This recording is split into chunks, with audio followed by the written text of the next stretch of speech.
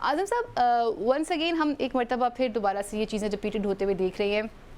उस दिन अगर तकरीब को देखा जाए तो जब सदर मुंतखब किया जा रहा था नवाज शरीफ साहब को, तो उन्होंने भी जस्टिस साकिब निसार साहब को भी कुछ पैगामात दिए थे। और इसके बाद अब बात की जाए शहबाज शरीफ साहब की, तो उन्होंने भी काली भेड़ों का जिक्र कर डाला। अदलिया ऑलरेडी इस हवाले से कुछ जो है उन्होंने अपने तहफ़्फ़ुज़ात का इज़हार भी किया हुआ है कि हमें ऑलरेडी पॉलिटिकल इंडक्शन को देखना पड़ता है, इस तरह की चीज़ों को देखना पड़ता है। और उसके बाद इस बयान को आप किस तरह से देखते हैं? बिस्मिल्लाहिर्रहमानिर्रहीम। शुक्रिया फ़ैज़ा।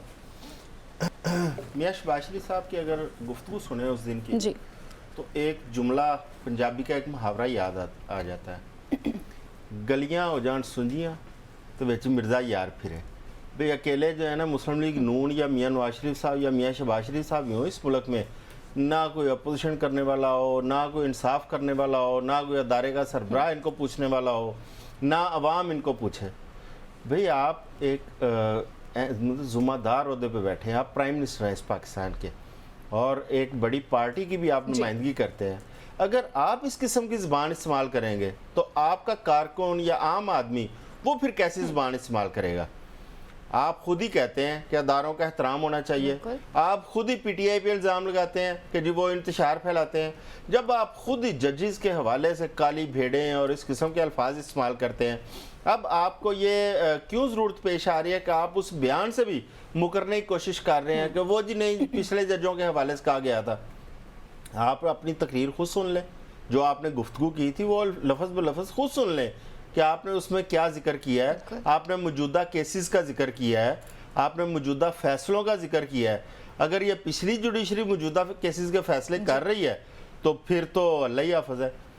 देखें मियाँ साहब ने जो गुफ्तगू की ये कोई नई चीज़ नहीं है, मुस्लिम लीग नून का ट्रैक रिकॉर्ड है। सुप्रीम कोर्ट पे भी यही चढ़ दौड़े थे और इन्होंने हमेशा जुडिशरी को अपने मकसद के लिए इस्तेमाल करने की कोशिश की। आप कोयटा से शुरू हो जाए, जैसा तारड़ साहब यहाँ से जब ब्रीफ केस लेके जाते थे कोयटा से शुरू हो, लाहौर में आए, जैसे क्यूम साहब की ऑडियो पे आ जाए, बेनज़ीर भुट्टो साहिबा के हवाले जो गुफ्तगू की फरमाई गई।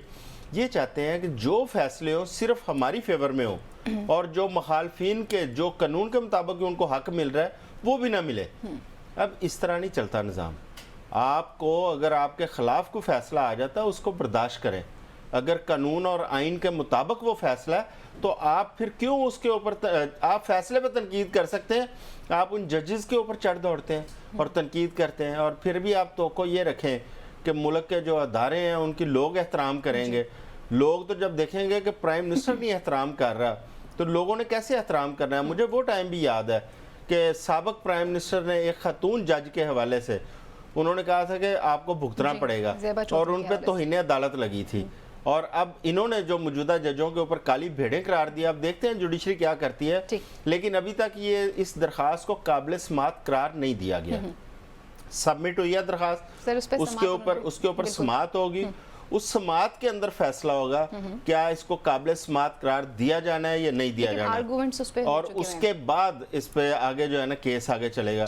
लेकिन मेरा नहीं ख्याल कि ये आगे चले, ये यहीं पे इसको मटी शटी डाल के तो ख़त्म कर दिया जाएगा, क्योंकि जिस तरीके से बयानिया तब्दील किया जा रहा है मियाँ साहब की तरफ से, और मियाँ साहब के जो स्पोक्स पर्सन है वो कह रहे हैं वो जो पिछले जजों के हवाले से किया था। देखें अगर ये खुद चाहते हैं कि अदारे मजबूत हों तो आपको फिर पिछली बातें भी भूलनी पड़ेंगी, फिर आगे चलना पड़ेगा। आप जब मुड़ मुड़ के पीछे की तरफ जाएंगे फिर सारी दुनिया पीछे की तरफ जाएगी और गड़े मुर्दे सारे उखाड़ेंगे फिर।